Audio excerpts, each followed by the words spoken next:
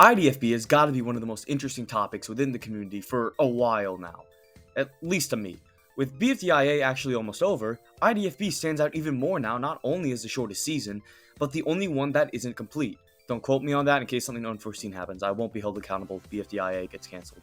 We don't know much about what IDFB as a series would have looked like, since IDFB 1 would set up several plot points that the season would have explored had it not been cancelled.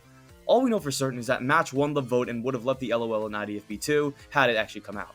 But I thought it would be fun to look back on what we were given and try to piece together what could happen in IDFB if it were to ever be picked up again. What storylines could we see? How would everything line up with BFB 1 and beyond? What would the actual season be about? Well, that's what I want to discuss today. By looking at IDFB and BFB 1 and seeing how the cast have changed between seasons, we can already make a pretty good guess on what two of the potential story arcs would have been. The most obvious one being Pencil in a relationship with Match. We see in both BFDIA and IDFB that Pencil has sort of grown apart from Match and even thinks she's a little too much to deal with sometimes. Now, this is in stark contrast to what we see in BFB 1, where not only are Pencil and Match friends again, but Pencil seemingly become more antagonistic. This also affects her relationship with Book, since we see her and Pencil getting along decently well in IDFB, but once BFB comes around, Book makes the sudden decision to just split off from Free Smart. So, obviously, one of the major storylines we can expect is Pencil slowly becoming friends with Match again, and seeing how it negatively impacted both her and her relationship with Book. Another storyline that I feel confident in saying could appear, or will appear in IDFB, is Flower's changing character. There is a clear difference between her last appearance in BFDIA and her first appearance in BFB. She's clearly mellowed out and even tries to reconcile with Match. Now, this does not mean we see Flower go from bad to good. She's clearly still somewhat antagonistic during pre-split, and she doesn't really try to become good until post-split begins. But I do expect to see her start to calm down a bit, maybe through some interactions with the cast. There's a couple other storylines that are briefly set up throughout IDFB 1, like Fiery being stuck in a cage and Golf Ball's past, and I'm sure those would also be explored throughout IDFB. I want to specifically mention Golf Ball because it feels like such a weird thing to bring up and just leave open-ended. Who was looking for Golf Ball? Why didn't Golf Ball look like a golf ball? Why did she need to be punished, and what for? But there's another potential storyline that's piqued my interest, and that's the story of what happened to Evil Leafy. I didn't think about it until my host ranking video, but Evil Leafy just straight up vanishes from the series once BFB begins. She was a part of the main cast in IDFB and had a split-second appearance in IDFB 1, and that's it. That's the last time we ever see her. Yeah, I know she technically appears in T-Pop 15 and BFDI Mini Natural, but T-Pop 15 is easily explained by her showing up due to the timeline breaking, and her appearance in BFDI Mini could just be written as a continuity error or something like that, since it's still weird she hasn't appeared in Season 4 or 5. So, that begs the question, what exactly happened to Evil Leafy between the events of IDFB and BFB? Well, I actually got a solid idea of what happened to her, but it ties into something else I want to talk about in the next section of the video, so just keep that in mind for now. So, we've got a basic idea of some of the storylines that could be explored with what we saw from IDFB 1, but we also know that some events need to happen in order for IDFB to match up with what we see in BFB 1. Obviously, all the LOLers manage to escape by the time the events of BFB start up, but something else tells me the whole one contestant escaping every episode thing is going to be scrapped, since there just isn't enough time between IDFB 1 and BFB 1 for everyone to get out. Even with double elimination, since Tennis Ball says it takes weeks for the wall teleporter to charge up, and there's only a 13-month gap between the two seasons. To be fair, there are plenty of ways to get around this. The easiest solution is to just reboot IDFB, but if we're working with the confines of what we've already have established, then maybe Tennis Ball upgrades the teleporter so it only takes a week to charge up, then have the episode's release dates and the in-universe dates be different until they match up again in BFB 1. Or they could have a mass escape where anywhere to 5 to 10 LOLers escape at one time. The next most obvious change is that everyone ends up leaving Yoil City to live in the grasslands. This doesn't seem to be that big of a move since we can see what's presumably the Yoil Needy several times in the background during pre-split. I mean, we never see the grasslands prior to BFB 1, but I'm sure they're probably just bordering Yoil Land.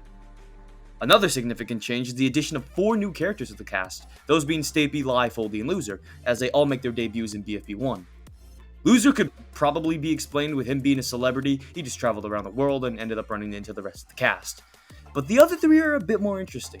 Stapy, Foldy, and Lie all have some sort of connected past, so maybe we'll get a glimpse of that in IDFB. Maybe they were the last residents of Yoil City and they just left after meeting the cast. Something else we know has to happen is Black Hole somehow gets bigger and then goes into space. I didn't think about it until researching this video, but something clearly caused him to grow, since he's small enough to fit inside the LOL in BFDIA, and by the time we see him again in BFB, he's big enough to nearly destroy the entire planet. Something pretty small I noticed when making this video is that Barfbag's enthusiasm to visit Yoyoland and Teapot just doesn't make sense.